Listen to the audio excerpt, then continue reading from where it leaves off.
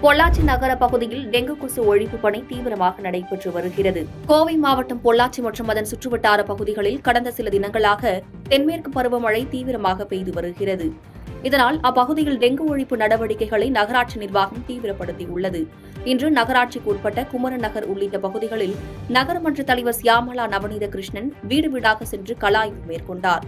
வீடுகளில் உள்ள தண்ணீர் தொட்டிகளில் நீர் தேங்கி புழுக்கள் உள்ளதா என்பது குறித்தும் வீடுகளை சுற்றியும் தூய்மையாக வைத்துக் கொள்ள வேண்டும் என பொதுமக்களிடம் அறிவுறுத்தினார். மேலும் நகராட்சி முழுவதும் 80க்கும் மேற்பட்ட டெங்கு தடுப்பு ஊழியர்கள் வீடு வீடாக சென்று டெங்குவை பரப்பும் புழுக்களை மருந்து தெளித்து அழித்து வருவதாகவும், நிலவேம்பு கசாயம் வழங்க அதிகாரிகளுக்கு உத்தரவிட்டுள்ளதாகவும், டெங்கு இல்லாத நகரமாக பொள்ளாச்சியை மாற்ற அனைத்து நடவடிக்கைகளும் மேற்கொள்ளப்பட்டு வருவதாகவும் நகரமன்ற தலைவர் சியாமலா நவநீத கிருஷ்ணன் தெரிவித்தார்.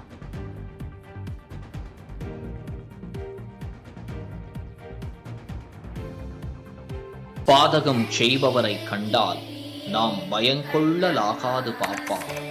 மோதி மிதித்து விடு பாப்பா, அவர் முகத்தில் உமிழ்ந்து விடு பாப்பா. அண்மை செய்திகளை உடனுக்குடன் தெரிந்து கொள்ள இணைந்திருங்கள் இயம்நாடு தொலைக்காட்சியுடன்.